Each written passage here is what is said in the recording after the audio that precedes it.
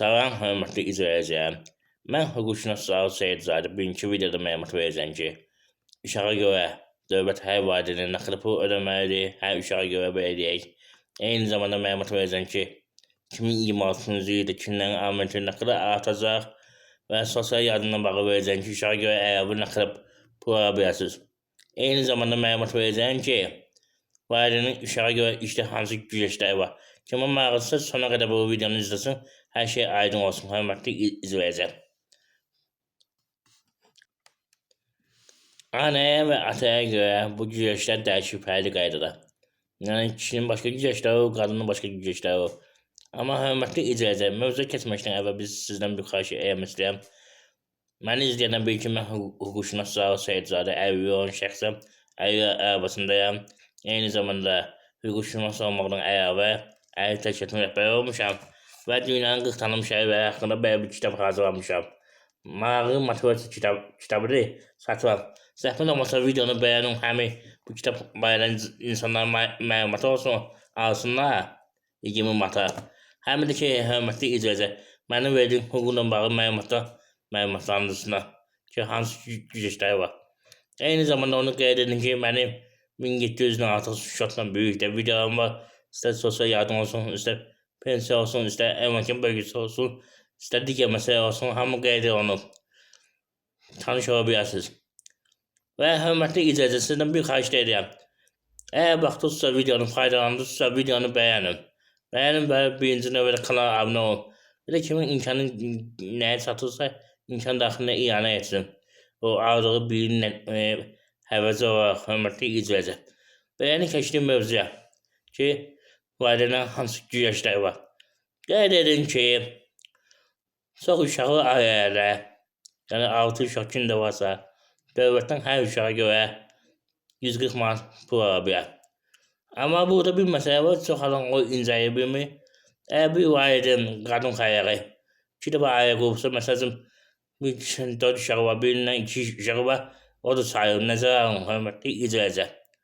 Eyni zamanda sosial yardımla bağlı onu deyin ki, uşağın 1 yaşına qədər əlavə 140 manat ala bilərsiniz. Nəzərə alın, hörmətli izləyicilər. Bundan əlavə, çox uşağı valideynlər vaxtından əvvəl pensiya çıxa bilər, 5 il. Onu da nəzərə alın, hörmətli izləyicilər. Bir məsələ də budur. Qeyd edin ki, uşağın 4 yaşına qədər valideyn attestasiya imtahanına cəlb oluna bilməz.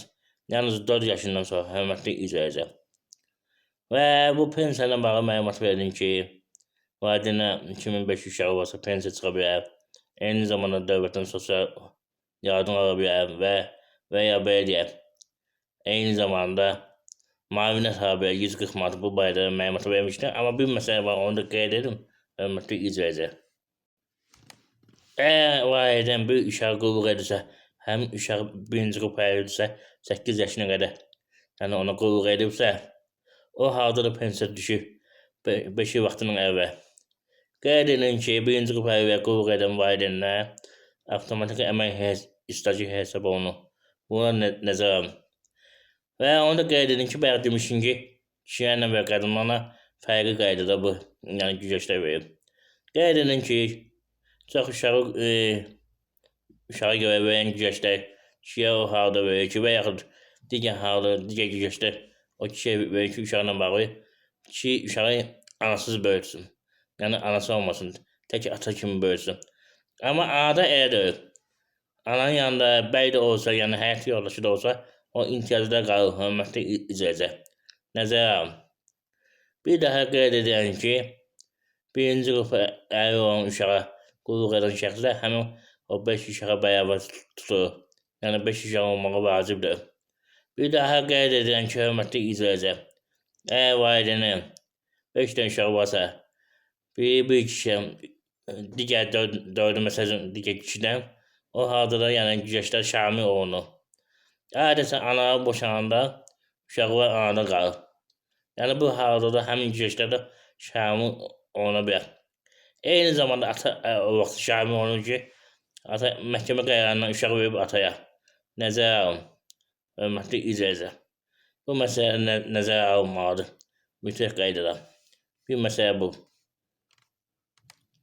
Digər məsələ ondan ibarətdir ki, hörmətli izləyicilər, evdə 8 yaşına qədər uşağı varsa, ailə sosial yardım olsa, valideynlərdən biri işləməyə bilər. Nəzərə alın. Bir məsələ də budur. Hörmətli izləyicilər. Sizdən bir daha xahiş edən sonunda mən hüquqşünas Zaur Seyidzadə dünyanın 40 tanınmış və haqqında kitab hazırlamışam. Motivasiya kitabı satıram. Zəhmət olmasa videonu bəyənin, daha çox şəxs bu barədə məlumatı olsun. Eyni zamanda videodan baxdınız, faydalanırsınızsa iyanə edin.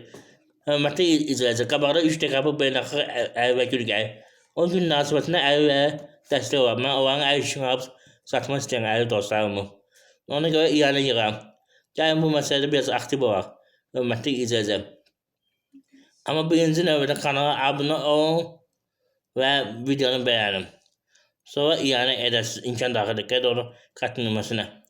Kimin nə sualı varsa qeyd olun. WhatsApp nümunəsinə əgər sahibiyə suallarınızı səslə göndərin, zəhmət olmasa. Bir də görürsünüz, başqa yerdə olan cavab verə bilməm. Hörmətli izləyicilər. Diqqətinizə görə çox sağ olun. Onu da qeyd edin ki, YouTube kanalına abunə olan şəxs sözü telefonun hüquq məsələsinin verilməsi 10 manatdır. Buyurun, suallarınızı verin. Ondan da əlavə ərizələri yazıb e-mail, WhatsApp ünvanına göndərə bilərəm. Onların qeyd edər. Sağ olun, hörmətli izləyicilər. Sağ olun.